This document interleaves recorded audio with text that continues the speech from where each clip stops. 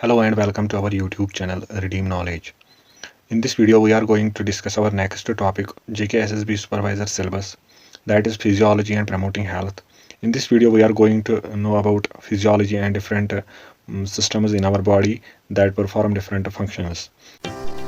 Video को continue करने से पहले आप तक एक इंपॉर्टेंट अपडेट पहुंचे। Target 60 JKSSB female supervisor post test series, इसके बारे में आपको खास इन्फॉर्मेशन देना चाहेंगे कि डेली आपको प्रैक्टिस सेशंस कराए जाएंगे जिसमें MCQs आपको unit tests, sectional tests, doubt clearing sessions और टारगेट जो हमारा MCQs का है दैट इज 1200 MCQs। इसको रजिस्टर करने के लिए आप हमारे दिए गए नंबर पर कॉल कर सकते हैं 7051650020 और 8825002904। इस टेस्ट सीरीज में आपको study material, PDF, notes for JKSSB supervisor specialisation, complete notes for all units, full video lectures for both study material and mock tests. You have to pay 299 rupees. So let us start.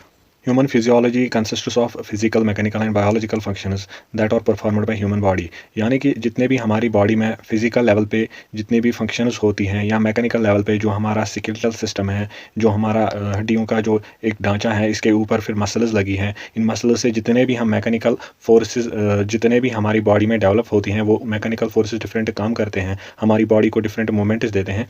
ये सारी चीज़ें इसमें आती हैं और जितने भी biochemical functions यानी कि जितने भी केमिकल रिएक्शंस या जितने भी केमिकल प्रोसेसेस हमारी बॉडी में होती हैं उन सारी चीज़ों को मिला के ह्यूमन फिजियोलॉजी में हम डिस्कस करते हैं। ह्यूमन फिजियोलॉजी में डिफरेंट टाइप्स ऑफ सिस्टम्स जो हैं हमारी बॉडी में, जिनमें सर्कुलेटरी सिस्टम है, जिनमें डाइजेस्टिव सिस्टम है, जिनमें रेस्पिरेटरी सिस्टम है, ये सारे जो सिस्टम्स हैं ये हम डिस्कस करते हैं ह्यूमन फिजियोलॉजी में। और इसके अलावा भी कई सारे और डिफरेंट ऑर्गन्स जो हैं बॉडी में वो अलग अलग फंक्शंस परफॉर्म करते हैं, उनके बारे में डिस्कस करेंगे। और सेलुलर फिजियोलॉजी भी हम डिस्कस करेंगे कि किस तरह सेल्स जो हैं वो फंक्शंस परफॉर्म करते हैं, एक इंडिविजुअल सेल किस तरह बेसिक फंक्शन जो हैं वो परफॉर्म करते हैं। और ये सारी चीज़ें, ये सिस्टम्स, ऑर्गन्स, टिश्यूज़ और सेल्स, ये सारी चीज़ें मिला के होम्योस्टैसिस यानी कि जो हमारी बॉडी की ऑप्टिमल फंक्शनिंग होती है, यानी कि एक बेसिक फंक्शनिंग होती है जिसपे हमारी बॉडी एक हेल्दी बॉडी जो परफॉर्म करती हैं different levels of functioning, different types of functioning जो हैं वो सारे जो हैं वो होम्योस्टैसिस में कंसिडर किए जाते हैं, जिनमें हम एग्जांपल के तौर पे बॉडी फ्लूइड्स जो हैं उनका बैलेंस रहता है, उसको कैसे बॉडी मेंटेन करती हैं, डिफरेंट जो लेवल्स हैं ब्लड में वो कैसे मेंटेन रहती हैं, जो बॉडी में pH वैल्यू है वो कैसे मेंटेन रहता है, या बॉडी टेम्परेचर जो है वो कैसे एक फिक्स्ड डिग्री पे रहता है, वो वेरिएशन उसकी में वेरिएशन कब आती है और क्यों आती हैं, ये सारी चीज़ें हम आज सीखने वाले हैं ह्यूमन फिजियोलॉजी में। अगर हम एक अडल्ट की बात करें तो उसके अंदर अप्रॉक्सीमेटली 30 से 40 ट्रिलियन जो है सेल्स पाई जाती हैं, यानी कि एक अडल्ट इंसान जो है उसके अंदर 30 या 40 ट्रिलियन सेल्स होती हैं और पर डे उसके अंदर 242 या हम कह सकते हैं 250 बिलियन सेल्स के आसपास हर दिन उसमें जो सेल्स हैं वो चेंज होती रहती हैं या नई सेल्स जो हैं वो बनती रहती हैं। 250 या 242 अगर हम स्पेसिफिकली मेंशन करें तो 242 बिलियन न्यू सेल जो है हर रोज़ ऐड होती रहती हैं हमारी बॉडी में। फिजियोलॉजी स्टडी करने वाले होते हैं, इनको हम जनरल टर्म में फिजियोलॉजिस्ट कहते हैं, जो भी ह्यूमन फिजियोलॉजी को स्टडी करते हैं। क्लॉड बर्नौड जो है ये माने जाते हैं फादर ऑफ फिजियोलॉजी। इन्होंने काफ़ी ज़्यादा रिसर्च किया है फिजियोलॉजी में, इस वजह से इनको फादर ऑफ फिजियोलॉजी भी माना जाता है। बॉडी में जो हमारे डिफरेंट ऑर्गन्स हैं वो उनमें एस्टिमेटेड जो नंबर प्रेजेंट डे में है वो 79 ऑर्गन्स हमारी बॉडी में हैं, जिनमें कि 5 ऑर्गन्स जो हैं वो काफ़ी क्रूशल माने जाते हैं कि अगर उनमें थोड़ा सा भी कुछ डिफेक्ट आ जाए, डैमेज हो जाए तो ये ऑर्गन जो है ये हमारी डेथ का, इनमें जो डिफेक्ट है वो हमारी डेथ का सबब भी बन सकता है। ये 5 ऑर्गन जो है जो अल्टीमेटली या क्रूशल बहुत ज़्यादा है हमारी बॉडी के लिए, उनमें ब्रेन आता है यानी कि हमारा दिमाग, हार्ट आता है, लिवर आता है, लंग्स आते हैं, फेफड़े या किडनी आती हैं। ये सारी चीज़ें जो हैं ये काफ़ी क्रूशल, ये 5 ऑर्गन्स जो हैं ये काफ़ी क्रूशल माने जाते हैं, इनके बिना सर्वाइवल इम्पॉसिबल है। इसके बाद हम सेलुलर फिजियोलॉजी को डिस्कस करेंगे। सेलुलर फिजियोलॉजी में हम सेल को डिस्कस करते हैं कि किस तरह एक बेसिक जो हमारी बॉडी का एक फंडामेंटल यूनिट जो है जिसके ऊपर हमारी बॉडी का स्ट्रक्चर जो है वो एक फंडामेंटल यूनिट से बना है जो कि सेल कहलाती हैं। किस तरह जो सेल हैं ये भी डिफरेंट फंक्शंस, इंडिविजुअल सेल जो हैं अपने लेवल पे डिफरेंट फंक्शंस परफॉर्म करती हैं, जिनमें कि न्यूट्रिशन एक फंक्शन है, जिनमें कि रेस्पिरेशन जो है वो एक सेल में, इंडिविजुअल सेल में कैसे होती है, या जो जेनेटिक मटेरियल होता है या जो इन्फॉर्मेशन ट्रांसमिशन होता है डिफरेंट सेल्स के बीच में, वो सारा इसमें आता है सेलुलर फिजियोलॉजी में। सेल जो है वो एक बेसिक और फंडामेंटल यूनिट मानी जाती है ह्यूमन बॉडी की। सेल से ही एक ह्यूमन बॉडी बनती है। यहाँ डिफरेंट सेल्स या ट्रिलियंस ऑफ सेल्स जो हैं वो एक साथ ह्यूमन बॉडी को ह्यूमन बॉडी की फॉर्मेशन करते हैं। सेलुलर फिजियोलॉजी में हम डिस्कस करेंगे सेल मेटाबॉलिज्म कि किस तरह सेल्स में जो है एनर्जी जनरेशन होता है, या जो इनके आसपास जो एक सेल के आसपास मेम्ब्रेन होता है उसमें कैसे डिफरेंट मटेरियल्स का ट्रांसपोर्ट होता है, या जो एक सेल से दूसरे सेल में कोऑर्डिनेशन होती है, या एक ऑर्गन में डिफरेंट जो मल्टीपल सेल्स होते हैं वो किस तरह आपस में कोऑर्डिनेट करके एक ऑर्गन की परफॉर्मेंस या एक ऑर्गन की फंक्शनिंग जो है उसको पॉसिबल बनाते हैं।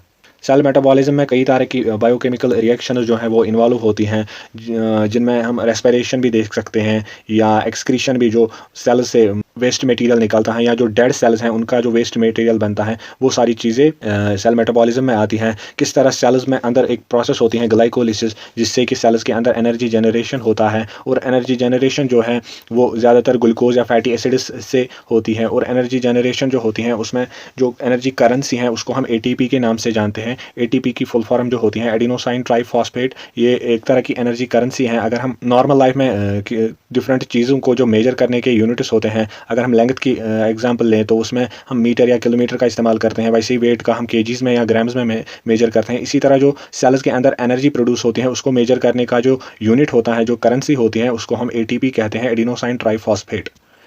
इसके बाद सेल्स के अंदर जो मेम्ब्रेन होता है, सेल्स के आसपास जो कवरिंग होती है, आउटर कवरिंग होती है, उस कवरिंग में कुछ मटेरियल जो है वो कई बार अंदर से बाहर आते हैं और कई बार बाहर से अंदर आते हैं, जो मेम्ब्रेन के थ्रू या मेम्ब्रेन के थ्रू पास होती हैं। उनमें मोमेंट ऑफ आयन्स होता है, यानी कि आयन्स हम उन चार्जड पार्टिकल्स को कहते हैं जिनके ऊपर चार्ज लगा हो, या मॉलिक्यूल्स होते हैं जिनके ऊपर चार्ज लगा हो, या डिफरेंट मॉलिक्यूल्स जो हैं वो कैसे, जिनमें ग्लूकोज का ट्रांसमिशन होता है, शुगर का ट्रांसमिशन होता है, या पानी का ट्रांसमिशन होता है, या डिफरेंट फ्लूइड्स का ट्रांसमिशन होता है, ये सारे जो हैं ये सेल मेम्ब्रेन के थ्रू आते जाते रहते हैं। इसके बाद जो मेम्ब्रेन होता है वो प्रोटीन से बना होता है, और ये मेम्ब्रेन जो है ये काफ़ी इंपॉर्टेंट रोल प्ले करता है सेल की फंक्शनिंग में, सेल का स्ट्रक्चर मेंटेन करने में। इनमें इसी के थ्रू जो है ट्रांसपोर्टेशन होता है, ट्रांसपोर्टेशन ऑफ मटीरियल जो होता है, सेल के अंदर जो मटीरियल जाते हैं या अंदर से जो चीज़ें बाहर आती हैं, और जो सेल के अंदर आयन कंसंट्रेशन होती है या डिफरेंट मटीरियल्स की कंसंट्रेशन होती है, उसको मेंटेन करने में भी ये मेम्ब्रेन काफ़ी इंपॉर्टेंट रहता है। इसके बाद सेल सिग्नलिंग जो है, यानी कि एक सेल दूसरे सेल के साथ कैसे कम्युनिकेट करती हैं, इनमें कई तरह के हार्मोन्स का इस्तेमाल होता है जो एक सेल से दूसरे सेल तक कम्युनिकेशन का रोल प्ले करती हैं, या न्यूरोट्रांसमीटर्स जो होते हैं, या न्यूरॉन्स को एग्जांपल के तौर पे ले सकते हैं कि किस तरह वो बॉडी में एक जगह से दूसरी जगह सिग्नल्स को ट्रांसमिट करते हैं, या जो इलेक्ट्रोलाइट्स होते हैं किस तरह वो इस न्यूरो ट्रांसमिशन में इन्वॉल्व रहते हैं। ये सारी चीज़ें जो हैं ये सेल सिग्नलिंग में आती हैं, और ये सेल सिग्नलिंग जो है ये डिफरेंट चीज़ों को रेगुलेट करने में हेल्प करती हैं, जिनमें कि जीन एक्सप्रेशन जो है, जो सेल्स होती हैं उनके अंदर न्यूक्लियस होता है, न्यूक्लियस के अंदर जीन्स होते हैं। जीन एक तरह की जेनेटिक मटेरियल होते हैं, इनमें एक इन्फॉर्मेशन जो है स्टोर रहती है कि किस तरह जो सेल है वो अपना जो फंक्शनिंग है वो किस तरह परफॉर्म करे, या जो सेल की ग्रोथ है वो किस तरह हो, किस टाइम पे कितना ग्रोथ हो, और उसका जो लाइफ स्पैन होता है, वो सारी चीज़ें जो हैं वो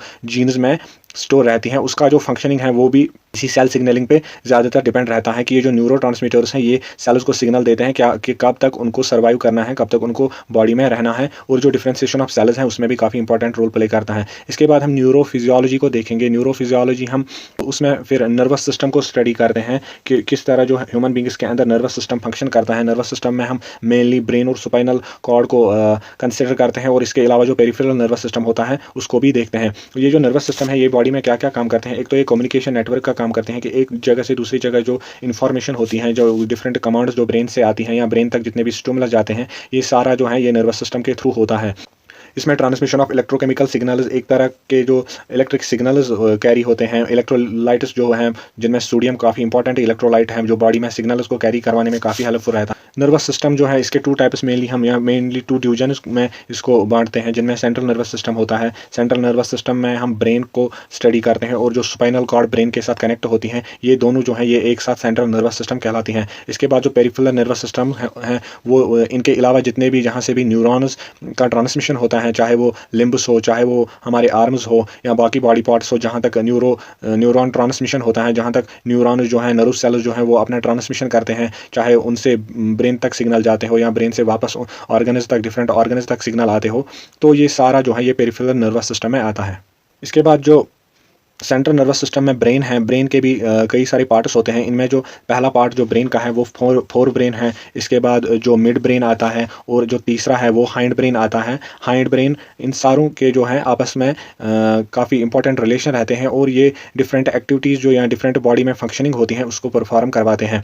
फोर ब्रेन के जो सब पार्ट्स हैं उनमें एक तो सेरिब्रम आता है, यानी कि जो हमारे जो हेड का या ब्रेन का जो मेन जो फॉर्मर पार्ट होता है, जो फोरहेड की तरफ जो हिस्सा होता है वो सेरिब्रम कहलाता है। ये इसके बाद जो हाइपोथैलेमस और थैलेमस ग्लैंड्स आते हैं ये भी फोर ब्रेन के या जो फ्रंट ब्रेन है उसका पार्ट होते हैं। सेरिब्रम लार्जेस्ट पार्ट माना जाता है ह्यूमन ब्रेन का। सेरिब्रम के जो मेन फंक्शनिंग है, जो हमारी थिंकिंग एबिलिटी है, जो हमारी सोचने की सलाहियत होती है वो सेरिब्रम परफॉर्म करता है। या जो हम चीज़ें परसीव करते हैं कि कौन सी चीज़ हमारे लिए ख़तरनाक है, या जो हम माइंड में ख्याल लाते हैं कि किस चीज़ का क्या इम्पैक्ट रहेगा, कौन सी चीज़ ख़तरनाक है, कौन सी चीज़ फ़ायदेमंद है, कौन सी चीज़ नुकसानदेह है, ये जो हम ख्याल सोचने की एबिलिटी जो है ये सारे काम जो है ये सेरिब्रम में होते हैं। और जो मोटर फंक्शंस हैं ह्यूमन बॉडी के, यानी कि जितने भी हम लिम्ब्स या आर्म्स के जो मूवमेंट्स होते हैं या जो बॉडी के मूवमेंट्स होते हैं डिफरेंट पार्ट्स का, वो सारा जो है वो मोटर फंक्शन कहलाता है। और वो मोटर फंक्शन भी सेरिब्रम या फोर ब्रेन जो है वो परफॉर्म करता है। रिसीविंग एंड प्रोसेसिंग इन्फॉर्मेशन जो होती है, यानी कि जितने भी हमारी ब्रेन तक इन्फॉर्मेशन आती है फिर उसको प्रोसेस किया जाता है, तो ये सारा काम जो है ये सेरिब्रम करवाता है। और जो हमारी लैंग्वेज अंडरस्टैंडिंग है, यानी कि हम हमारी सलाहियत जो लैंग्वेज को सुनने के बाद हम उससे जो समझने की सलाहियत रखते हैं वो भी सेरिब्रम ही परफॉर्म करता है। और जो बॉडी में एडोलसेंस में पर्टिकुलरली जो सेक्सुअल डेवलपमेंट होता है वो भी सेरिब्रम के ही थ्रू होता है। जो हमारी बॉडी में इमोशंस, डिफरेंट इमोशंस डेवलप होते हैं, उनके अंदर जो कंट्रोल होता है, उनके ऊपर जो कंट्रोल होता है वो भी सेरिब्रम ही परफॉर्म करता है या फोर ब्रेन ही परफॉर्म करता है। मिड ब्रेन में हाइपोथैलेमस और थाइलेमस के बीच में जो पार्ट होता है उसको हम मिड ब्रेन कहते हैं। मिड ब्रेन के जो फंक्शंस हैं वो एक तो ऑडिटरी फंक्शन है, यानी कि ये सुनने की जो हमारी सलाहियत होती है उसको कंट्रोल करता है। या जो हमारा विजुअल रिस्पॉन्स होता है, यानी कि जो हमारी देखने की सलाहियत होती है, जो आंखों के अंदर देखने की सलाहियत होती है, जो आंखों से सिग्नल ब्रेन तक जाते हैं, उनके ऊपर जो कंट्रोल होता है वो भी मिड ब्रेन का ही होता है। इसके बाद जो हमारा लास्ट जो पीछे वाला हिस्सा होता है ब्रेन का उसको हम हाइंड ब्रेन कहते हैं। उसमें हम डिफरेंट पार्ट्स को डिस्कस करेंगे। एक तो उसमें आता है मेड्यूला और पोन्स और सेरिब्रम, ये तीनों जो है ये हाइंड ब्रेन के पार्ट होते हैं। ये स्पाइनल कॉर्ड से यही वाला हिस्सा जो है वो कनेक्ट रहता है, नीचे वाला हिस्सा जिसको हम हाइंड ब्रेन भी कहते हैं। हाइंड ब्रेन जो है इसमें मेडुला आता है, इसमें सेरिबेलम आता है और इसमें पोन्स आते हैं। ये तीनों जो है ये हाइंड ब्रेन के पार्ट्स होते हैं। और हाइंड ब्रेन की जो फंक्शनिंग होती है, एक तो उसमें स्लीप कंट्रोल जो है बॉडी में वो हाइंड ब्रेन परफॉर्म करता है। जो हमारी बॉडी में रेस्पिरेशन होती है वो भी हाइंड ब्रेन से ही कंट्रोल होती है। और जो हमारा मोटर कोऑर्डिनेशन होता है, यानी कि किस तरह हम अपनी पैरों को, अपनी टांगों को या ओवरऑल जो बॉडी है डिफरेंट पार्ट्स का जो मूवमेंट है उसको जो कोऑर्डिनेशन होती है वो एक पर्टिकुलर सिस्टमैटिक तरीके से काम करते हैं। वो डिफरेंट पार्ट्स ऑफ बॉडी, उनका जो वो कोऑर्डिनेशन होता है वो भी हाइंड ब्रेन ही करवाता है। या जो बैलेंस होती है हमारी बॉडी के अंदर, जब हम खड़े रहते हैं या जब हम चलते हैं तो हमारी बॉडी जो बैलेंस कर पाती है वो भी हाइंड ब्रेन की वजह से ही होती हैं। या जो हमारे रिफ्लेक्स एक्शंस होते हैं, अगर हम कभी किसी गर्म बर्तन को या किसी गर्म चीज़ को पकड़ते हैं अचानक, तो हमारी बॉडी में एक करंट जैसी दौड़ती है और हम विद इन नो टाइम जो है अपना हाथ या अपने जो बॉडी है उससे दूर करते हैं। तो ये सारी जो है रिफ्लेक्स एक्शंस में कंसिडर होती हैं, जिनमें हम बिना सोचे ही पहले एक्शन ही परफॉर्म करते हैं। तो ये सारा जो कंट्रोल है ये हाइंड ब्रेन पे ही होता है। इसके बाद हमारा पेरिफेरल नर्वस सिस्टम बचता है, जो स्पाइनल कॉर्ड और जो ब्रेन है उसके अलावा जितना भी हिस्सा हो हमारी बॉडी में न्यूरो ट्रांसमिशन होता है, जितने भी न्यूरॉन्स ट्रांसमिट सिग्नल करवाते हैं, तो ये सारा जो है पेरिफेरल नर्वस सिस्टम में आता है। इनमें भी दो टाइप्स हैं पेरिफेरल नर्वस सिस्टम के, एक तो सोमैटिक नर्वस सिस्टम है, एक तो ऑटोमेटिक नर्वस सिस्टम है। जो भी हम एक्शंस करते हैं जिन पे हमारा डायरेक्टली हमारा कंट्रोल नहीं है, जो अपने आप हमारी बॉडी या हमारा ब्रेन परफॉर्म करता है, वो सारे जो हैं वो ऑटोमेटिक नर्वस सिस्टम या सोमैटिक नर्वस सिस्टम में आते हैं। सोमैटिक नर्वस सिस्टम जो मेन फंक्शनिंग परफॉर्म करता है, एक तो इसका प्राइमरी पर्पज़ ये होता है कि जो भी हमारे मोटर इम्पल्सेस हैं, जो हमारी ब्रेन से डिफरेंट सिग्नल्स आते हैं जिनकी वजह से हम फिर स्टिमुलस का जो रिएक्शन होता है वो परफॉर्म करवाते हैं, जो वो मोटर सिग्नल्स होते हैं वो सोमैटिक नर्वस सिस्टम के ही थ्रू हमारी डिफरेंट ऑर्गन्स तक जाते हैं। एक तो ये सेंसरी इम्पल्सेस जो होती हैं हमारी बॉडी में, उनको भी ट्रांसमिट करने का काम करते हैं। यानी कि जो हमारी सेंस करने की एबिलिटी है, चाहे वो हम टच की थ्रू फॉर्म में करें, चाहे वो स्मेल की फॉर्म में करें, चाहे वो टेस्ट की फॉर्म में करें, चाहे वो हम सुनने या देखने की फॉर्म में करें, तो ये सारे जो सेंसेस हैं, ये सारी जो सेंसरी इम्पल्सेस हमारे ब्रेन तक जाते हैं, तो इनको ट्रांसपोर्ट या इनको ट्रांसमिट करने का जो काम होता है वो भी सोमैटिक नर्वस सिस्टम ही परफॉर्म करवाता है। ये जो सोमैटिक नर्वस सिस्टम है ये बॉडी के हर पार्ट तक जाती हैं, इनका जो कनेक्टिविटी है वो हर बॉडी के पार्ट तक जाती हैं, चाहे वो ऑर्गन्स हो, चाहे वो लिम्बस हो, हमारे पैर हो, हमारे जो आर्म्स हैं चाहे वो हो, या जो हमारा ओवरऑल स्केलेटल सिस्टम है, जो हमारी बॉडी में हड्डियों का जो ये ढांचा होता है, ये इस सारे जो ओवरऑल बॉडी है, इस सारे बॉडी के अंदर जो सोमैटिक नर्वस सिस्टम अपनी जो फंक्शनिंग है वो परफॉर्म करवाता है। अगर हम एग्जाम्पल के तौर पे देखें, कभी कभार हम साइकिल या मोटरसाइकिल पे रोड पे चलते होते हैं, तो अचानक हमारे रास्ते में डॉग या कोई ऑब्स्टेकल आ जाती हैं, तो जो हम इमीडिएट उसका जो एक्शन लेते हैं, उस इमीडिएट जो सडन इवेंट हमारे सामने आ जाता है, तो उसके लिए जो हम एक्शन लेते हैं वो एक्शन जो है वो ज़्यादातर यही सोमैटिक नर्वस सिस्टम के थ्रू ही होते हैं कि हम अचानक एक बिना सोचे एक डिसीजन ले लेते हैं और उससे हटने की कोशिश करते हैं। तो ये सारे फंक्शन जो होते हैं जो अचानक हमारे बॉडी को कोई मूवमेंट करवाते हैं, तो ये सोमैटिक नर्वस सिस्टम के थ्रू ही होती हैं। इसके बाद जो बचता है वो ऑटोमेटिक नर्वस सिस्टम है, जो कि पेरिफेरल नर्वस सिस्टम का ही एक दूसरा पार्ट है। ये जो नर्वस सिस्टम है ये हमारी ह्यूमन बॉडी में एक ऐसा सिस्टम होता है जिस पे डायरेक्टली हमारा कोई कंट्रोल नहीं रहता, ये अपने आप चीज़ों को कंट्रोल करता रहता है। इसमें जो ज़्यादातर हम वो एक्शंस आती हैं जो हम कॉन्शियसली परफॉर्म नहीं करते, जिनमें कि रेस्पिरेशन एक एक्शन हुई जो अपने आप होती रहती है, जिनमें कि जो डाइजेशन होती है वो भी अपने आप हो जाती हैं। तो ये सारी चीज़ें जो हैं ये ऑटोमेटिकली बॉडी परफॉर्म करवाती हैं। तो ये सारी एक्शंस जो हैं या ऐसी जितने भी एक्शंस होते हैं जिन पे डायरेक्टली ह्यूमन बींग्स का कोई या ह्यूमन ब्रेन का कोई इन्फ्लुएंस नहीं रहता, तो ये सारी एक्शंस जो हैं ये ऑटोमेटिक नर्वस सिस्टम में आती हैं। इनमें जो स्मूथ मसल्स हमारी बॉडी के इंटेस्टाइन्स में होती हैं, स्टोमक में होती हैं, जो हमारे फूड को कंट्रोल करवाती हैं, फूड का जो मूवमेंट होता है हमारे डाइजेस्टिव ट्रैक्ट में, या इसके अलावा जहाँ कहीं भी जो स्मूथ मसल्स होती हैं ये सारे जो हैं ये ऑटोमेटिक नर्वस सिस्टम से ही कंट्रोल होती हैं। ये स्मूथ मसल्स जो हैं ये इंटेस्टाइन्स के अंदर पाई जाती हैं। ये जो यूरिनरी ब्लैडर होता है जहाँ पे यूरिन स्टोर होता है, या जो यूरिनरी ब्लैडर से जो पाइप लाइक स्ट्रक्चर जाती हैं जहाँ से यूरिन एक्सक्रीट होता है, तो ये सारे जो ऑर्गन्स हैं इनमें स्मूथ मसल्स पाए जाते हैं, या ब्लड वेसल्स जो हैं जहाँ से ब्लड सर्कुलेशन होता है, तो ये सारे जो हैं ऑटोमेटिक नर्वस सिस्टम के कंट्रोल में आती हैं। ये सारे जो हैं इनवॉलंटरी ऑर्गन्स जितने भी हैं या इनवॉलंटरी फंक्शंस जितने भी हमारी बॉडी परफॉर्म करती हैं, ये सारी जो हैं ये ऑटोमेटिक नर्वस सिस्टम के अंडर आती हैं, चाहे वो लंग्स हो चाहे वो हार्ट हो, ये सारी जो हैं ऑटोमेटिक नर्वस सिस्टम के अंडर आती हैं। और ये ऑटोमेटिक नर्वस सिस्टम हमारी बॉडी को प्रिपेयर रखता है कि कई बार कोई एबनॉर्मल सिचुएशन अचानक हमारे सामने आ जाए या कोई वायलेंट अटैक हमारे ऊपर हो जाए, तो उससे निपटने के लिए जो हमारी बॉडी में जो चेंजेस आती हैं या उसको बॉडी को कंट्रोल जो उस समय करवाता है, तो यही ऑटोमेटिक नर्वस सिस्टम कंट्रोल करवाता है। कई बार जो बॉडी है वो हाई टेम्परेचर पे आ जाती हैं, अगर हमारी बॉडी में फीवर आ जाए या हम कोई हैवी एक्सरसाइज करें या कोई हैवी जो काम करे जो एग्जॉस्टिंग काम हो जिसमें काफ़ी ज़्यादा एनर्जी कंज्यूम होती हो, या हाई ब्लड प्रेशर हमारी बॉडी में आ जाए, तो उस समय जो है ऑटोमेटिक नर्वस सिस्टम ही जो है हमारी बॉडी को कंट्रोल करवाता है इन सारी चीज़ों के अंदर। न्यूरॉन्स असल में क्या होती हैं, ये एक नर्वस सिस्टम के जो फंडामेंटल यूनिट्स हैं, जैसे कि हमने सेल को देखा कि वो बॉडी की फंडामेंटल एक यूनिट है जिस पे हमारी बॉडी जो है वो ही जो हमारी बॉडी का जो फॉर्मेशन है वो पॉसिबल बनाती है। इसी तरह जो हमारा नर्वस सिस्टम है उसमें जो फंक्शनल यूनिट है, जो फंडामेंटल यूनिट है वो न्यूरॉन है। न्यूरॉन ही हमारी बॉडी में ये सारे नर्वस फंक्शन जो है ये पॉसिबल बनाता है। न्यूरॉन्स जो हैं ये सेल्स होती हैं, नर्व सेल्स होती हैं, ये जो इलेक्ट्रिकल इम्पल्स चाहे वो ब्रेन तक जाते हैं या ब्रेन से वापस आते हैं स्पाइनल कॉर्ड के थ्रू, तो ये सारे जो फंक्शंस हैं ये न्यूरॉन्स के थ्रू होते रहते हैं। न्यूरॉन्स असल में ये सेल्स होती हैं जिनमें ये इलेक्ट्रिकल इम्पल्सेस चलते रहते हैं, इनका ट्रांसमिशन होता रहता है, या जितना भी ये इन्फॉर्मेशन है चाहे वो ब्रेन से हमारे ऑर्गन्स तक आए या ऑर्गन से या डिफरेंट जो स्टिमुलस हम लेते हैं वो ब्रेन तक जाए, तो ये सारा जो काम है ट्रांसमिशन का ये न्यूरॉन्स का ही होता है। न्यूरॉन जो नर्व सेल होती हैं इसमें मेनली जो पार्ट होते हैं वो एक तो डेंड्राइट्स होते हैं वो जो रिसीव करता है सिग्नल, और एक पार्ट जो होता है उसको हम कहते हैं एक्सन टर्मिनल। ये जो टर्मिनल होता है ये आगे दूसरे डेंड्राइट तक ये सिग्नल जो है ये ट्रांसमिट करता है।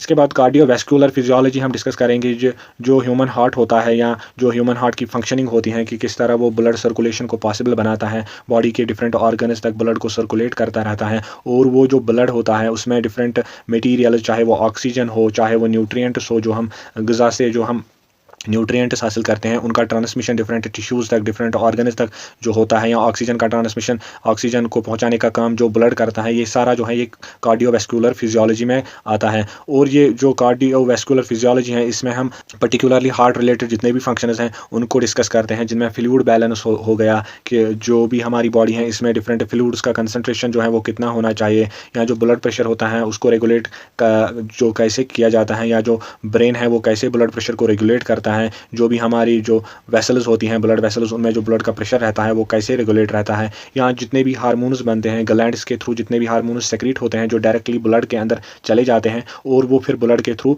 किस तरह डिफरेंट ऑर्गन्स तक पहुंचते हैं जहाँ पे उनका फंक्शनैलिटी जो है वो होती है। या जो इम्यून सेल्स होती हैं, जो WBCs होती हैं हमारी ब्लड के अंदर, उनका ट्रांसमिशन कैसे होता है, अगर कहीं पे इन्फेक्शन हो तो वहाँ तक जो इम्यून सेल्स हैं, जो WBCs हैं, उनका ट्रांसमिशन वहाँ तक जो होता है वो भी हमारे ब्लड के थ्रू ही होता है। हार्ट जो है, ह्यूमन हार्ट, वो एक मस्क्यूलर पंप की तरह काम करता है कि जो भी हमारी बॉडी में ब्लड सर्कुलेशन होती है वो एक पंप के थ्रू सर्कुलेट होती हैं, जो एक मस्क्यूलर पंप होता है, उससे हम हार्ट कहते हैं। और जो हार्ट है, ह्यूमन हार्ट, उसके 4 चैम्बर्स होते हैं। कुछ एनिमल्स के अंदर 3 चैम्बर्ड हार्ट होता है, कुछ के अंदर 2 चैम्बर्ड हार्ट होता है, लेकिन ह्यूमन के अंदर 4 चैम्बर्ड हार्ट होता है। इसमें जो पार्ट्स होते हैं वो 2 एट्रिया होते हैं और 2 वेंट्रिकल्स होते हैं। और जो ह्यूमन बॉडी में ब्लड सर्कुलेशन होती है उसको हम कार्डियक साइकिल कहते हैं। जितना भी ब्लड फ्लो हमारे ह्यूमन बॉडी में होता है, जो हार्ट के थ्रू हम ब्लड, जो हार्ट पंप करता है वो डिफरेंट ऑर्गन्स तक पहुंचता है, उसके बाद डिफरेंट ऑर्गन्स से वापस जो है ब्लड फ्लो करता है हार्ट तक। तो ये सारा जो है एक साइकिल की तरह बन जाता है जिसमें खून का दौरा कंटिन्यूसली होता रहता है। ये डिफरेंट ऑर्गन्स तक डिफरेंट चीज़ें पहुंचने आने का काम करता है। और जो ये हार्ट है, ये एक मस्कुलर पंप की तरह काम करता है, ये कंटिन्यूसली धड़कता रहता है। ह्यूमन हार्ट जो नॉर्मली 72 टाइम्स बीट करता है, ये नॉर्मल जो बीटिंग रेट होती है ह्यूमन हार्ट की, वो 72 टाइम्स पर मिनट जो है ये बीट करता रहता है। अगर हम कई बार कोई एक्सरसाइज करें या कोई फ्राइटनिंग सिचुएशन हमारे सामने आ जाए तो उस समय हमारी हार्ट बीट बढ़ जाती है, तो उस समय जो ये रेट है ये भी बढ़ जाता है। इसके बाद जो हम डिस्कस करेंगे वो ब्लड वेसल्स हैं कि किस तरह ये ह्यूमन हार्ट से ब्लड को जो पंप किया जाता है, वो एक तरह की जो पाइप लाइक स्ट्रक्चर्स होती हैं, जो वेसल्स होती हैं, ये ब्लड को ट्रांसपोर्ट करने का काम करती हैं एक ह्यूमन हार्ट से डिफरेंट ऑर्गन्स तक। ट्रांसपोर्टेशन ऑफ ब्लड जो है वो इन्हीं के थ्रू होता रहता है। इनमें जो वेसल्स हैं, इनमें 2 टाइप्स होते हैं, एक तो आर्टरीज होती हैं और एक वेन्स होती हैं। आर्टरीज जो है, आर्टरीज क्या काम करती हैं, ये ऑक्सीजनेटेड ब्लड, यानी कि जो हमारी जो लंग्स हैं वहाँ से जो हम ऑक्सीजन ले लेते हैं तो वो ऑक्सीजन फिर ब्लड में मिक्स होके हमारे डिफरेंट ऑर्गन्स तक जाता है, जो फिर वहाँ पे कंज्यूम होकर एनर्जी जनरेशन में काम आता है। इसी तरह जो वेनस होती हैं, जो वहाँ पे कार्बन डाइऑक्साइड सेल्स के अंदर जनरेट हो जाता है, तो वो कार्बन डाइऑक्साइड वापस हार्ट तक जो पहुँचाने का काम होता है वो वेनस का होता है। ये डीऑक्सीजनेटेड ब्लड जो है यही ट्रांसपोर्ट करवाती है हार्ट तक, और फिर हार्ट से ये चला जाता है लंग्स के अंदर, जहाँ पे ये कार्बन डाइऑक्साइड जो है ये हम बाहर जो है नाक से बाहर छोड़ देते हैं। इसी तरह जो हमारे ब्लड वेसल्स के अंदर एक और टाइप है वो कैपिलरीज हैं, यानी कि जो सेलुलर लेवल पे जो ये ब्लड से न्यूट्रिएंट्स, चाहे ये न्यूट्रिएंट्स हो चाहे ये ऑक्सीजन हो, इसका जो ट्रांसमिशन जो सेल्स तक होता है वो कैपिलरीज के थ्रू होता है। ये स्मॉलेस्ट ब्लड वेसल्स होती हैं हमारी बॉडी के अंदर। ये सेल्स और टिश्यूज़ तक जो न्यूट्रिएंट्स हैं या जो ऑक्सीजन है या इसके अलावा जितने भी मटीरियल्स का ट्रांसमिशन होता है, या जो वेस्ट प्रोडक्ट्स हमारे डिफरेंट ऑर्गन्स या डिफरेंट टिश्यूज से बनते हैं, उनका जो ट्रांसमिशन ब्लड के थ्रू होता है, वो ट्रांसमिशन भी इन्हीं कैपिलरीज के थ्रू होता है। हमारे जो वेसल्स हैं वहाँ तक जो ट्रांसमिशन है वो कैपिलरीज के थ्रू ही होता है, चाहे वो गैसेस की सूरत में ट्रांसमिशन हो, चाहे वो न्यूट्रिएंट्स हो, चाहे वो वेस्ट प्रोडक्ट्स हो, तो ये सारे जो हैं कैपिलरीज के थ्रू हमारे वेसल्स तक आ जाते हैं। इसके बाद हम ब्लड को डिस्कस करेंगे कि ब्लड में क्या क्या होता है। एक तो ब्लड में मेन जो कंपोनेंट होता है वो प्लाज्मा होता है। इसके बाद RBCs होती हैं, रेड ब्लड सेल्स होती हैं, इनको हम एक और नाम से जानते हैं एरिथ्रोसाइट्स। इसी तरह WBCs होती हैं, WBCs को हम ल्यूकोसाइट्स कहते हैं। WBCs हमारी इम्यूनिटी में काम आती हैं कि ये डिफरेंट इन्फेक्शंस हैं, डिफरेंट जो बैक्टीरिया और वायरस हमारी बॉडी में एंटर करते हैं, उनके खिलाफ जो डिफेंस मैकेनिज्म है वो WBCs ही होती हैं। इसके अलावा प्लेटलेट्स ब्लड का एक कंपोनेंट है, इसको हम थ्रोम्बोसाइट्स भी कहते हैं। प्लेटलेट ज़्यादातर मेन काम जो है इनका वो ब्लड क्लॉटिंग में है। अगर कहीं पे बॉडी में कट आ जाए तो वहाँ पे जो खून का जमना है वो प्लेटलेट से ही मुमकिन हो जाता है। प्लाज्मा जो मेन कंपोनेंट ब्लड का है, इसके जो मेन फंक्शनिंग है, एक तो वो ट्रांसपोर्टेशन है डिफरेंट सेल्स तक, जो हम चाहे वो प्रोटीन्स हो, चाहे वो न्यूट्रिएंट्स हो, चाहे वो हार्मोन्स हो, चाहे वो वेस्ट मटेरियल हो, जो सेल से हम वापस ब्लड में आ जाता है, तो ये सारा जो है ये प्लाज्मा के थ्रू ही हो जाता है। ये सारे चीज़ों का जो ट्रांसपोर्टेशन है वो प्लाज्मा के थ्रू ही होता है। RBCs का काम जो है वो ऑक्सीजन को ट्रांसमिट करने का जो काम है वो RBCs करती हैं। जो प्रोटीन, न्यूट्रिएंट्स, हार्मोन्स और वेस्ट मटेरियल जो है, इसका काम ट्रांसमिशन जो है वो प्लाज्मा ही करता है। प्लाज्मा वो सारे काम करता है, ऑक्सीजन का काम सिर्फ RBCs करती हैं। इसके बाद ब्लड प्रेशर को देखेंगे कि ब्लड प्रेशर जो है ये एक तरह का फोर्स होता है। जो हमारा हार्ट है, जिस टाइम वो पंप करता है ब्लड, तो उस समय वो एक फोर्स एक्सर्ट करता है वेसल्स के ऊपर, और जो वो ब्लड होता है वो पंप होता रहता है डिफरेंट ऑर्गन्स तक। ये जो फोर्स है, ये जो प्रेशर हार्ट डेवलप करता है ब्लड वेसल्स के अंदर, इसी को हम ब्लड प्रेशर कहते हैं। कई बार जो है हमारे जो आर्टरीज हैं इनके अंदर कई बार डिफरेंट सब्सटेंस जो हैं जिनमें कोलेस्ट्रॉल मेन है, जो हमारे रगों में जमा हो जाता है, जिस वजह से जो पैसेज है वेसल्स का वो ब्लॉक होता रहता है और हमारे अंदर हाई ब्लड प्रेशर की प्रॉब्लम भी डेवलप हो जाती है। वो ज़्यादातर इसी सर्कुलेशन में जो रुकावटें आ जाती हैं कोलेस्ट्रॉल की वजह से, वो उसी से हाई ब्लड प्रेशर की जो डिजीज़ हैं वो डेवलप हो जाती हैं। ये जो ब्लड प्रेशर का रेगुलेशन है ये ज़्यादातर हमारा जो नर्वस सिस्टम है उसी पे डिपेंड रहता है कि जो हमारा सेंट्रल नर्वस सिस्टम है वो ब्लड प्रेशर को कैसे रेगुलेट करता है, और जो हमारे अंदर बॉडी में डिफरेंट हार्मोन्स डेवलप होते हैं उनका भी काफ़ी इंपॉर्टेंट रोल रहता है हमारे ब्लड प्रेशर के ऊपर। जो यहाँ जितने भी लोकल फैक्टर्स हमारे आसपास का जो एनवायरनमेंट है, या जो हमारी डाइट है, या जो हमारे सोशो इकोनॉमिक कंडीशंस हैं, या जो हमारी जो मेंटल हेल्थ है वो कैसा वो उन सारी चीज़ों के ऊपर भी ब्लड प्रेशर डिपेंड करता है कि कितना ब्लड प्रेशर ह्यूमन बॉडी के अंदर होना चाहिए। या जो एज फैक्टर है उसके साथ साथ भी ह्यूमन बॉडी में ब्लड प्रेशर में चेंज आती रहती हैं, एज के साथ साथ ब्लड प्रेशर भी बढ़ता रहता है। इसके बाद जो हम डिस्कस करेंगे वो रेस्पिरेटरी फिजियोलॉजी है, जिसमें हम रेस्पिरेटरी सिस्टम ह्यूमन बॉडी में जो है वो डिस्कस करेंगे। रेस्पिरेटरी सिस्टम असल में क्या है, जो प्रक्रिया होती हैं, ये जो प्रोसेस होती हैं कि जो हम ह्यूमन्स फूड कंज्यूम करते हैं, जो उनसे न्यूट्रिएंट्स आते हैं और न्यूट्रिएंट्स को जो फिर एनर्जी जनरेट करने का जो वो प्रोसेस होता है उसी को हम रेस्पिरेशन कहते हैं। ये रेस्पिरेशन हम ज़्यादातर लंग्स के थ्रू ही पॉसिबल बना पाते हैं कि किस तरह जो ह्यूमन बॉडी में लंग्स ऑक्सीजन को इनहेल करके ऑक्सीजन को डिफरेंट बॉडी पार्ट्स तक खून के ज़रिए पहुँचाते हैं, और उस ऑक्सीजन से फिर वहाँ पे न्यूट्रिएंट्स के अंदर एनर्जी जनरेशन होती है, न्यूट्रिएंट्स का कन्वर्जन होता है एनर्जी में, और फिर वो वहाँ पे कार्बन डाइऑक्साइड जनरेट होकर वो वापस लंग्स के थ्रू बाहर आ जाता है। तो ये सारा जो मैकेनिज्म है इसको हम रेस्पिरेटरी सिस्टम के अंदर कंसिडर करते हैं, इसको हम रेस्पिरेटरी सिस्टम के अंदर स्टडी करते हैं कि अपटेक ऑफ ऑक्सीजन और रिमूवल ऑफ कार्बन डाइऑक्साइड, और इसके बीच में जो भी मेटाबॉलिज्म होता है, जो भी न्यूट्रिएंट से एनर्जी जनरेशन होता है, ये सारा रेस्पिरेटरी सिस्टम में आ जाता है। रेस्पिरेटरी सिस्टम में जो इंपॉर्टेंट ऑर्गन्स हैं जो रेस्पिरेशन में हमारी हेल्प करते हैं,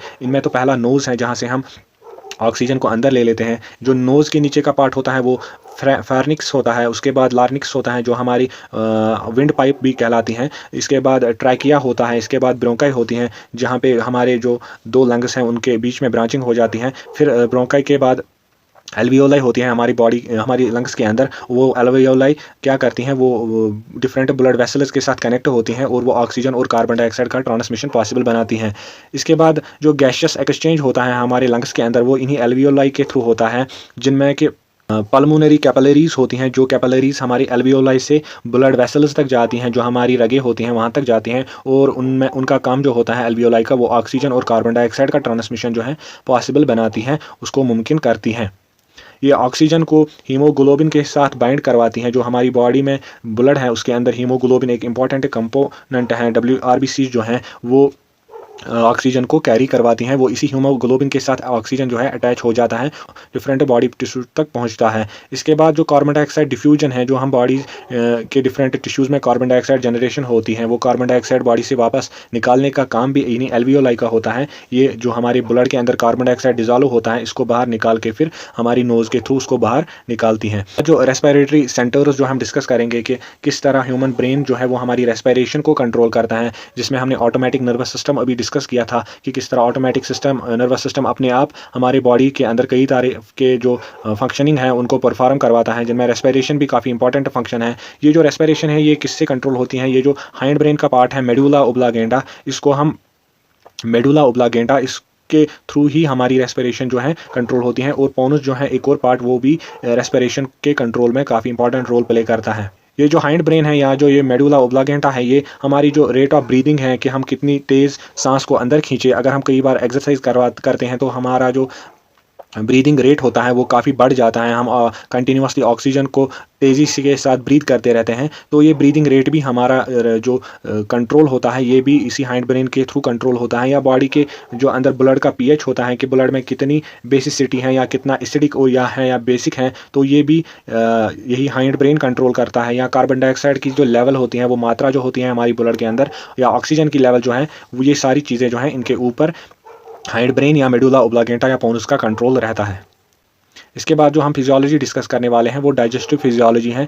डाइजेस्टिव फिजियोलॉजी में हम डाइजेस्टिव सिस्टम को पढ़ेंगे कि किस तरह ह्यूमन बॉडी जो है वो फूड को डाइजेस्ट करते हैं और फिर उस डाइजेशन से हमारी बॉडी के अंदर जो एनर्जी जनरेशन होती हैं, ये सारी चीज़ें जो हैं डाइजेस्टिव फिजियोलॉजी में आती हैं। पहले हम फूड को इंजेस्ट करते हैं मुंह से, यानी निगलने का काम जो है, इसके बाद डाइजेशन शुरू हो जाती हैं। इसके बाद डाइजेस्टिव फूड से एब्जॉर्प्शन होती है, यानी डिफरेंट जो न्यूट्रिएंट्स हैं वो हम हमारी बॉडी एब्जॉर्ब करती हैं, और जो वेस्ट बचता है उसका एलिमिनेशन होता है बाद में। इसके अंदर कई तरह के ऑर्गन जो हैं वो इस्तेमाल में लाए जाते हैं डाइजेशन को कंप्लीट करने के लिए, जिनमें पहले स्टार्टिंग में माउथ है, इसके बाद ईसोफेगस है, यानी कि फूड पाइप जो है, जो हमारा फूड है वो स्टोमक तक जाता है, बाद स्टोमक से होते हुए फिर स्मॉल इंटेस्टाइन्स में जाता है, इसके बाद लार्ज इंटेस्टाइन्स, और जितने भी ग्लैंड्स हमारे डाइजेशन में हेल्प करते हैं, जिनमें लिवर एक इंपॉर्टेंट ग्लैंड है, गाल ब्लैडर हैं, पैंक्रियाज हैं, ये सारी चीज़ें जो हैं आपस में कोऑर्डिनेशन करके हमारी डाइजेशन को पॉसिबल बनाती हैं। डाइजेशन में जो सबसे पहला स्टेज है वो हम डाइजेशन को मानते हैं कि वो माउथ से ही शुरू हो जाती हैं, जब दांतों के थ्रू जो हम फूड को च्यू करते हैं, उसको चबाने का काम करते हैं, उसको छोटे छोटे पीसेज में ब्रेक डाउन करते हैं, तो इसी से डाइजेशन का शुरुआत जो है, डाइजेशन की शुरुआत हो जाती है। हमारे मुंह के अंदर कई तरह के ग्लैंड्स होते हैं, जिनमें सलाइवरी ग्लैंड एक है जो कि सलाइवा सेक्रीट करती हैं, और वो सलाइवा हमारे फूड के साथ मिलके डाइजेशन को शुरू करता है, जिसमें एक तरह का एंजाइम होता है जिसे हम एमाइलेज कहते हैं, और एमाइलेज जो है ये डाइजेशन करता है किस चीज़ की, ये कार्बोहाइड्रेट्स की डाइजेशन को पॉसिबल बनाता है, इसको शुरू करता है फूड से, जो हमारे मुंह में फूड आ जाता है वहीं से इस डाइजेशन को शुरू करवाता है। इसके बाद जो फूड है वो फूड पाइप के थ्रू हमारे स्टोमक तक आ जाती हैं। स्टोमक में हमारे गैस्ट्रिक ग्लैंड्स हैं, ये एक गैस्ट्रिक जूस रिलीज़ करते हैं जिसमें हाइड्रोक्लोरिक एसिड होता है, और एक एंजाइम होता है जिसको हम कहते हैं पेप्सिन। एंजाइम कोई भी ऐसी चीज़ को कहते हैं जो हमारी बॉडी के अंदर जितने भी ये केमिकल रिएक्शंस होते हैं, इनका जो रेट है वो फास्ट करवाती हैं, उन सारी चीज़ों को हम एंजाइम कहते हैं। ये पेप्सिन भी एक एंजाइम है, और ये हाइड्रोक्लोरिक एसिड जो है ये हमारे गैस्ट्रिक ग्लैंड, जो हमारे स्टोमक के अंदर ग्लैंड्स होते हैं, ये सेक्रीट करवाते हैं इस हाइड्रोक्लोरिक एसिड और पेप्सिन को। गैस्ट्रिक एसिड जो है या हाइड्रोक्लोरिक एसिड जो है, ये क्या करता है, ये जो हमारी बॉडी के अंदर खाना चला जाता है, कई बार इसके साथ बैक्टीरिया, कई तरह के हार्मफुल बैक्टीरिया भी चले जाते हैं, उनको जो किल करने का काम होता है वो हाइड्रोक्लोरिक एसिड का ही होता है, क्योंकि इसकी एसिडिटी काफ़ी ज़्यादा या काफ़ी तेज़ लेवल पे होती है, इसकी एसिडिटी काफ़ी ज़्यादा होती है। और इस हाईली एसिडिक एनवायरनमेंट में अक्सर जो बैक्टीरिया या हार्मफुल जितने भी पैथोजेंस हमारी बॉडी के अंदर चले जाते हैं, उनको जो किल करने का काम है वो हाइड्रोक्लोरिक एसिड करवाता है। इसमें ये सर्वाइव नहीं कर पाते इस एसिडिक एनवायरनमेंट में। ये जो स्टोमक है ये एक तरह का रिजर्वायर का काम करता है हमारी बॉडी के अंदर। ये लगभग 2-3 घंटे तक इसमें फूड जो है वो रहता है। इसके बाद जो फूड है वो पार्शियली डाइजेस्ट होके हमारे इंटेस्टाइनल, स्मॉलर इंटेस्टाइनल जो है उसमें चला जाता है। जो इसमें फूड पार्शियली डाइजेस्ट हो जाता है उसको हम एक टर्म से जानते हैं, जिसको हम कहते हैं काइम। काइम जो है ये पार्शियली डाइजेस्टेड फूड जो स्टोमक में पैदा हो जाता है, बन जाता है, इसको हम काइम कहते हैं। ये काइम फिर स्मॉलर इंटेस्टाइनस में चला जाता है। स्मॉलर इंटेस्टाइनस की प्राइमरी फंक्शन जो है वो न्यूट्रिएंट एब्जॉर्प्शन होती है, यानी कि जितने भी न्यूट्रिएंट्स, बेसिक न्यूट्रिएंट्स हमारे फूड के अंदर होते हैं वो उनका एब्जॉर्प्शन जो है हमारी बॉडी के अंदर या हमारी खून के अंदर जितना भी ये फूड का एब्जॉर्प्शन होता है वो स्मॉलर इंटेस्टाइनस ही कर पाते हैं। स्मॉल इंटेस्टाइन्स के साथ ही एक अटैच होता है पैंक्रियाज, वो ब्रश बॉर्डर एंजाइम सेक्रीट हो जाता है। ये इंटेस्टाइनल म्यूकस के साथ अटैच होते हैं और ये कार्बोहाइड्रेट्स को और प्रोटीन्स और फैट्स को ब्रेक डाउन करने का काम करवाती हैं। उनको एब्जॉर्ब करने से पहले उनको ब्रेक डाउन करवाती हैं, उनके छोटे छोटे टुकड़े करवाती हैं कार्बोहाइड्रेट्स, प्रोटीन्स या फैट्स की, और फिर उसको एब्जॉर्ब करने में काफ़ी आसानी हो जाती हैं। इसके बाद जो स्मॉल इंटेस्टाइन्स के अंदर एक और पार्ट होता है वो विलाई होता है या माइक्रोविलाई। ये हेयर लाइक प्रोजेक्शंस होती हैं स्मॉल इंटेस्टाइन्स के अंदर। सरफेस एरिया बढ़ाते हैं, उस सरफेस एरिया से क्या होता है कि जो बॉडी में एब्जॉर्प्शन रेट होती है न्यूट्रिएंट्स की वो काफ़ी ज़्यादा बढ़ जाती हैं और वो न्यूट्रिएंट्स डायरेक्टली जो है ब्लड स्ट्रीम के अंदर चले जाते हैं। ये माइक्रोविलाई जो है ये कनेक्ट होते हैं ब्लड वेसल्स के साथ और वो वेसल्स जो हैं सीधे न्यूट्रिएंट्स को कैरी कर लेते हैं। इसके बाद जो पार्ट आता है डाइजेशन में वो लार्ज इंटेस्टाइनस हैं। लार्ज इंटेस्टाइनस ज़्यादातर क्या काम करते हैं, एक तो ये एब्जॉर्ब करते हैं वाटर को, जितना भी पानी इसमें बचा हुआ होता है उसका जो एब्जॉर्ब लार्ज इंटेस्टाइनस करते हैं। इलेक्ट्रोलाइट जितने भी हमारी ग़िज़ा में होती हैं या विटामिन्स, उनका जो एब्जॉर्प्शन होता है वो लार्ज इंटेस्टाइनस ही करवाते हैं। इन सारी चीज़ों को एब्जॉर्ब करने के बाद जो भी खाने से वेस्ट मटेरियल बनता है, जो भी अनयूज्ड मटेरियल रहता है, फिर उसको जो एलिमिनेशन के लिए स्टोरिंग होती है वो भी लार्ज इंटेस्टाइनस के थ्रू ही होती है। इसके बाद लिवर एक इंपॉर्टेंट ऑर्गन है जो हमारी डाइजेशन में काफ़ी मेन एक रोल प्ले करता है। लिवर का काम जो है ये डाइजेशन में एक जूस प्रोड्यूस करता है जिसको हम बाइल जूस कहते हैं। बाइल जूस क्या करता है कि ये फैट्स को इमल्सिफाई करता है, उनका ब्रेक डाउन करता है। जो लॉन्ग चेन ऑफ फैट्स होती हैं उनको सिंपलर फैट्स में कन्वर्ट करने का काम जो है वो बाइल करता है। और जो प्रोटीन सिंथेसिस है जो हमारी बॉडी में ब्लड के थ्रू डिफरेंट प्रोटीन्स ट्रांसपोर्ट किए जाते हैं, उनकी फॉर्मेशन जो है वो भी लिवर के अंदर ही होती है। और न्यूट्रिएंट्स का मेटाबॉलिज्म जो है, यानी कि न्यूट्रिएंट से एनर्जी बनने की प्रक्रिया जो है, उसमें भी मेन रोल रहता है लिवर का। और सबसे इंपॉर्टेंट रोल जो है वो डिटॉक्सिफाई करना होता है। जो भी हम खाना खाते हैं उसमें जितने भी टॉक्सिक मटीरियल्स होते हैं, टॉक्सिक सब्सटेंसेस होते हैं, उन सारे टॉक्सिक मटीरियल्स का डिटॉक्सिफिकेशन, उनका जो इम्पैक्ट हमारी बॉडी के ऊपर है उसको कम करने का काम लिवर करता है। इसीलिए अगर हम एग्जाम्पल के तौर पर देखें, जो ज़्यादातर अल्कोहल कंजप्शन करते हैं उनका जो सबसे मेन ऑर्गन होता है जिसमें डिफेक्ट्स आ जाते हैं या कभी कभी फेलियर भी आ जाता है, वो लिवर ही होता है। क्योंकि जो अल्कोहल की टॉक्सिफिकेशन है वो सबसे ज़्यादा इंपैक्ट लिवर पे ही करती है। लिवर का ही काम होता है डिटॉक्सिफाई करना। इसके बाद ये जो बाइल जूस सेक्रेट करता है, ये बाइल जूस जो है ये अटैच होता है गॉल ब्लैडर इसके लिवर के साथ, उसमें स्टोर होता रहता है। और जितना फिर खाने में इसको ज़रूरत पड़ती है डाइजेशन में, फिर वो गॉल ब्लैडर धीरे धीरे करके बाइल जूस को रिलीज़ करता रहता है इस खाने के डाइजेशन के लिए। इसके बाद एक्सक्रीटरी फिजियोलॉजी को हम डिस्कस करेंगे। एक्सक्रीटरी फिजियोलॉजी में हम देखेंगे कि किस तरह ह्यूमन बॉडी से जो वेस्ट निकलता है, जो हमारी सेल्स के अंदर यहाँ ओवरऑल जो बॉडी में वेस्ट मटेरियल बनता है, फिर उस वेस्ट मटेरियल को कैसे ट्रांसपोर्ट करके फिर उसको बाहर बॉडी से कर दिया जाता है। इसमें सबसे जो मेन ऑर्गन है जो एक्सक्रीशन में एक मेन रोल प्ले करता है वो किडनीज़ है। किडनीज जो है ये मेनली जो जितना भी नाइट्रोजनस वेस्ट्स बन जाते हैं, जितने भी टॉक्सिन्स हमारी बॉडी में बन जाते हैं, उन सारे टॉक्सिन्स का जो एक्सक्रीशन है, जो उनका बॉडी से बाहर निकालने की प्रक्रिया है, बाहर निकालने का जो प्रोसेस है, वो किडनीज परफॉर्म करते हैं। और ये जो बाहर निकालने का प्रोसेस है, इसमें ये किडनीज जो मेन काम करती हैं, ये ब्लड को फिल्टर करती रहती हैं। ब्लड से ये सारी चीज़ें निकाल के ये बाहर निकालती हैं और ब्लड को वापस सर्कुलेशन में डाल देती हैं। एक और काम जो एक्सक्रीटरी सिस्टम करता है कि वो वाटर की लेवल जो हमारी बॉडी में होती है, कितना बॉडी में पानी होना चाहिए, उसकी लेवल को भी रेगुलेट करने में काफ़ी एक मेन रोल प्ले करता है। अगर कई बार पानी ज़्यादा हो जाए बॉडी में तो वो यूरिन की सूरत में बाहर निकलता रहता है। और जो इलेक्ट्रोलाइट्स हैं, जो इलेक्ट्रिकल इम्पल्सेस हमारी बॉडी के अंदर जो जितने भी impulses, electrical impulses, neuro impulses जितने भी हैं, उनको ट्रांसमिट करने में इलेक्ट्रोलाइट्स का एक मेन रोल रहता है। उस इलेक्ट्रोलाइट की बैलेंस बॉडी में कितनी होनी चाहिए, कौन से इलेक्ट्रोलाइट में कितना बॉडी बैलेंस होना चाहिए, हमारी बॉडी के अंदर कितनी मकदार होनी चाहिए, वो सारा जो है ये सारा जो है एक्सक्रीटरी सिस्टम जो बॉडी का है वो डिटरमाइन करता है। एक्सक्रीटरी सिस्टम में हम किडनी को देखते हैं। ह्यूमन बींग्स में 2 किडनियाँ होती हैं। और किडनी के बाद जो ऑर्गन है वो यूरिनरी ब्लैडर हैं, जिसमें हम यूरिन को स्टोर करते हैं, फिर यूरिन उसके बाद बॉडी से बाहर निकालते हैं। जो एक मेन ऑर्गन है जो किडनीज के अंदर एक प्राइमरी रोल प्ले करता है, उसको हम नेफ्रॉन कहते हैं। नेफ्रॉन ही एक स्ट्रक्चर है, एक बॉडी है जो हमारी किडनीज के अंदर होती है। ये काफ़ी मेन रोल प्ले करती हैं इस ब्लड फिल्ट्रेशन के दौरान। एक्सक्रीटरी सिस्टम में कई तरह के डिफरेंट प्रोसेसेस और मैकेनिज्म्स होते हैं, जिसमें कि पहला काम जो किडनीज करती हैं वो फिल्ट्रेशन होता है कि खून को कैसे फिल्टर किया जाए। फिर रीअब्जॉर्प्शन होता है, जितने भी यूजफुल मटेरियल्स फिल्ट्रेट में आ गए हैं फिर उनका रीअब्जॉर्प्शन वापस बॉडी के अंदर हो जाता है, जितने भी यूजफुल चीज़ें आ गई हैं फिल्ट्रेट के अंदर। उसके बाद सेक्रीशन होती हैं, कई और तरह की जो एडिशनल वेस्ट मटीरियल्स ब्लड के अंदर हैं वो डायरेक्ट लिम्फ से फिर इस फिल्ट्रेट में आ जाते हैं। और उसके बाद जितना भी ये टोटल वेस्ट मटीरियल बन जाता है ये फिर बॉडी से एक्सक्रीट हो जाता है। ये 4 स्टेप्स जो हैं ये हम आगे डिस्कस करेंगे कि इनमें क्या क्या होता है, एक एक स्टेप को डिटेल में जानने की कोशिश करेंगे। जो पहला हमारा स्टेप है वो फिल्ट्रेशन का है कि किस तरह बॉडी जो है डिफरेंट जितने भी नेगेटिव या जितने भी ख़राब चीज़ें हैं बॉडी के अंदर, जितने भी वेस्ट मटेरियल्स हमारी ब्लड के अंदर आ गए हैं, उनको कैसे किडनीज फिल्टर करने का काम करती हैं। ये एक स्पेशलाइज्ड ऑर्गन के थ्रू होता है। स्पेशलाइज्ड टिश्यूज़ हैं हमारी किडनीज़ के अंदर, स्पेशलाइज्ड स्ट्रक्चर्स हैं, उनको हम कहते हैं नेफ्रॉन्स। नेफ्रॉन्स ही जो मेन काम है इनका ब्लड फिल्ट्रेशन होता है। और जितने भी फिल्ट्रेशन के काम होते हैं उनमें क्या क्या फ़िल्टर होता है, उनमें पानी आता है और आयन्स आते हैं, जितने भी चार्जड पार्टिकल्स बॉडी के अंदर होंगे, ब्लड के अंदर होंगे, ग्लूकोज मॉलिक्यूल जितने भी होंगे, वेस्ट प्रोडक्ट्स जितना भी होगा ब्लड के अंदर या ब्लड प्लाज्मा के अंदर, तो ये सारा जो है ये फिल्ट्रेशन में आ जाता है। और जो फिल्ट्रेशन के बाद जो आगे मटेरियल आ जाता है उसको हम फिल्ट्रेट कहते हैं।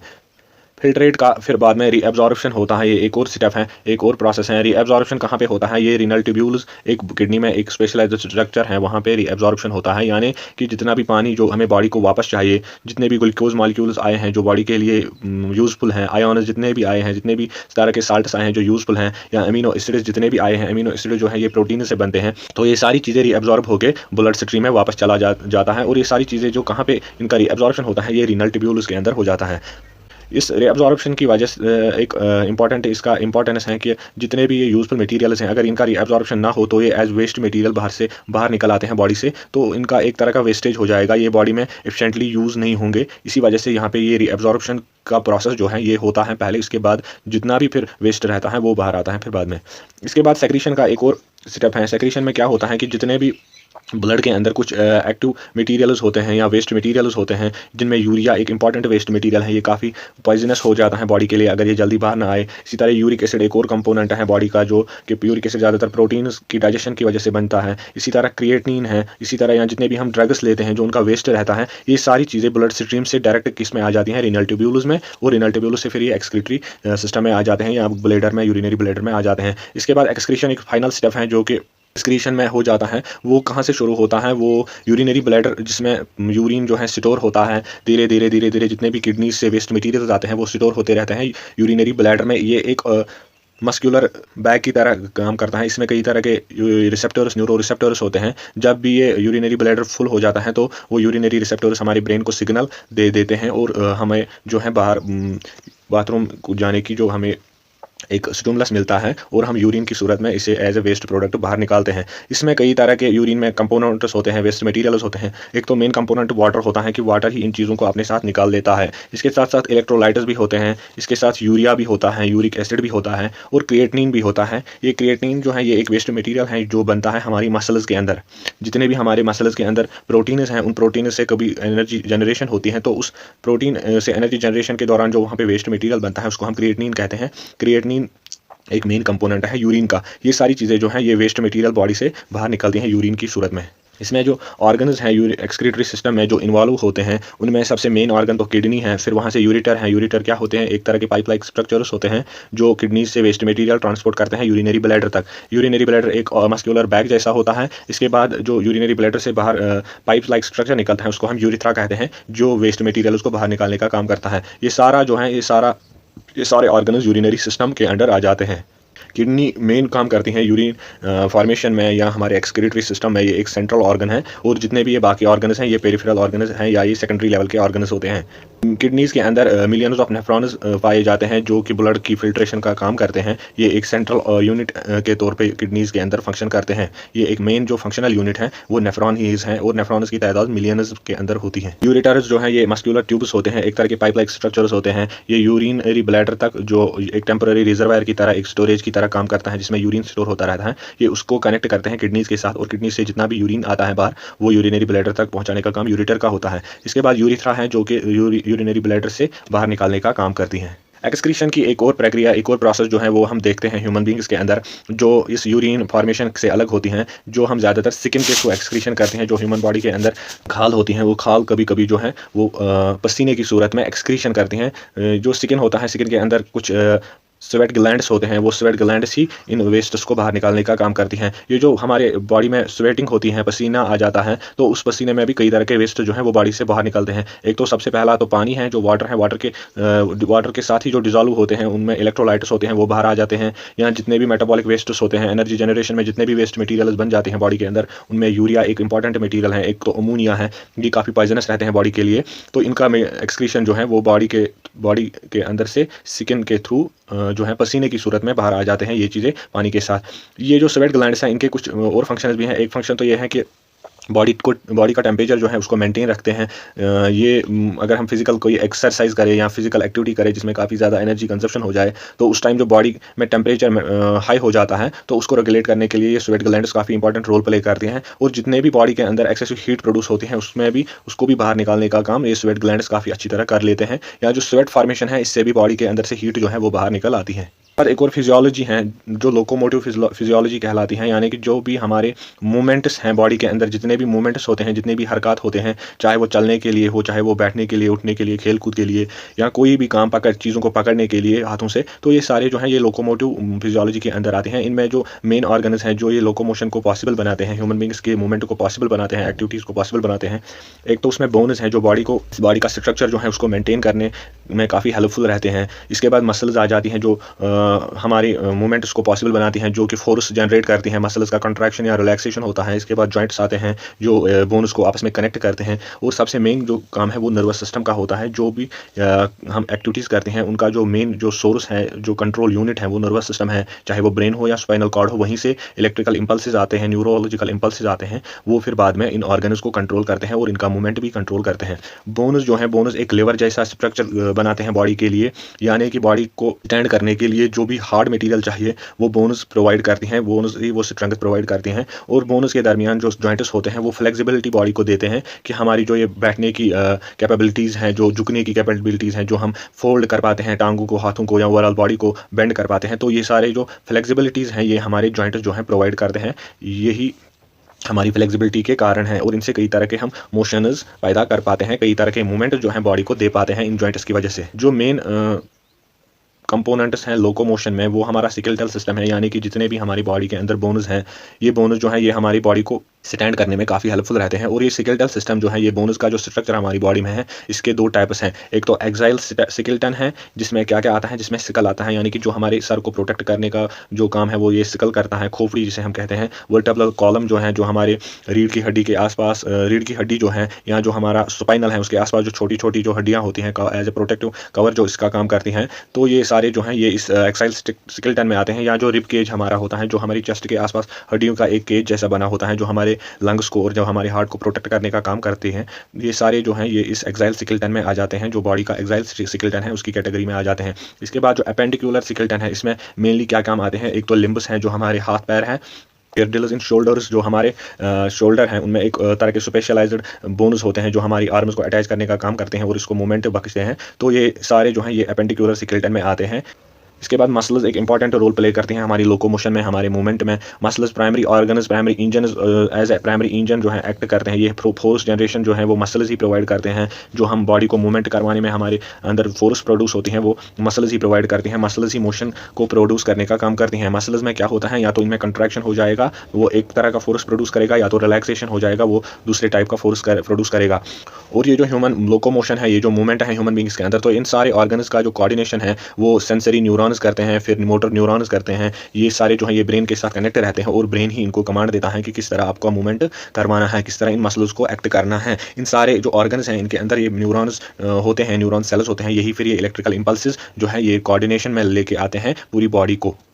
और सेंसरी रिसेप्टर्स एक इंपॉर्टेंट कंपोनेंट है हमारे लोकोमोशन का। सेंसरी रिसेप्टर्स एक ऐसी तरह के सेल्स होते हैं, स्पेशलाइज्ड सेल्स होते हैं, जो इनपुट्स को रिसीव करते हैं, जो हमारे बॉडी को स्टिमुलस जितने भी मिलते हैं, चाहे वो कहीं पे स्किन पे टच हो जाए या कहीं पे चोट आ जाए, जितने भी ये बॉडी में जितना भी जो इनपुट आ जाता है बॉडी के पास, उसको रिसीव करके फिर उनको उन सिग्नल्स को ब्रेन तक लेके जाने का काम जो करती हैं वो न्यूरॉन्स करते हैं। फिर वहाँ से जो हमें कमांड्स मिलती हैं सेंट्रल नर्वस सिस्टम से, तो वो फिर एक कोऑर्डिनेशन की सूरत में हमारी बॉडी का मूवमेंट पॉसिबल बनाते हैं। इन सेंसरी रिसेप्टर्स जो हैं ये मसल्स में भी पाए जाते हैं, ये स्किन में भी पाए जाते हैं, टेंडन्स में भी पाए जाते हैं। जो हमारी बोन को मसल्स को कनेक्ट करने का काम करते हैं वो टेंडन्स करते हैं। इसके साथ जॉइंट्स जितने भी हमारी हड्डियों के बीच के जो जॉइंट्स हैं वहाँ पे ये सेंसरी रिसेप्टर्स होते हैं, या जो मेनली स्किन है ह्यूमन बींग्स का, वहाँ पे भी सेंसरी रिसेप्टर्स होते हैं जो डिफरेंट तरह के इनपुट्स जो हैं बॉडी को देते रहते हैं।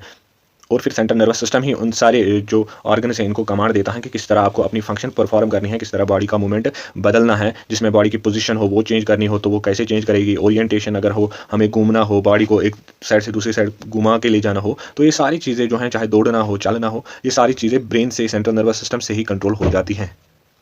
इसके बाद जो इंपॉर्टेंस है स्केलेटल सिस्टम की वो काफ़ी ज़्यादा है ह्यूमन बींग्स के लिए। जो हम रेगुलर फिजिकल एक्टिविटी करते हैं, चाहे उसमें वॉकिंग आ जाए, चाहे उसमें जॉगिंग आ जाए, चाहे कोई ट्रेनिंग हो, कोई सपोर्ट्समैन जो है वो ट्रेनिंग लेता है, तो ये सारे जो फिजिकल एक्टिविटीज़ हैं इनमें जो स्केलेटल सिस्टम है ये काफ़ी ज़्यादा इंपॉर्टेंट रहता है। जो हमारी ह्यूमन बींग्स का स्केलेटन है, या जो हमारी ये स्केलेटल फिजियोलॉजी है जिसमें हम लोकोमोशन को डिस्कस करते हैं, ये सारी चीज़ें जो हैं काफ़ी इंपॉर्टेंट रहती हैं हमारी रेगुलर एक्टिविटीज़ के लिए। और इन फिजिकल एक्टिविटीज़ से काफ़ी हेल्थ बेनिफिट्स भी हमें मिलते हैं। इनसे कार्डियोवैस्कुलर हेल्थ जो है, जो हमारी हार्ट की हेल्थ है, वो भी काफ़ी मजबूत रहती हैं। जो हमारी मसल्स हैं, जो हमारा स्केलेटल स्ट्रेंथ है वो मजबूत रहता है। या जो ओवरऑल मेटाबॉलिक हेल्थ है, जो हमारी बॉडी में एक मेटाबॉलिज्म है, एनर्जी जनरेशन की जो प्रक्रिया होती है, न्यूट्रिएंट से एनर्जी बनने की प्रक्रिया, वो सारी चीज़ें काफ़ी हेल्दी तरीके से फंक्शन करते रहते हैं। और इससे न कि फिजिकल एक्टिविटीज़ से सिर्फ फिजिकल जो हमारे इंपॉर्टेंस है, इसकी फिजिकल इंपॉर्टेंस ही नहीं बल्कि ये हमें मेंटल स्ट्रेंथ भी देती है। ये हमारे ब्रेन को भी स्ट्रेस और एंग्जाइटी या डिप्रेशन जैसी नेगेटिव अमराज से बचाने का काम करती हैं।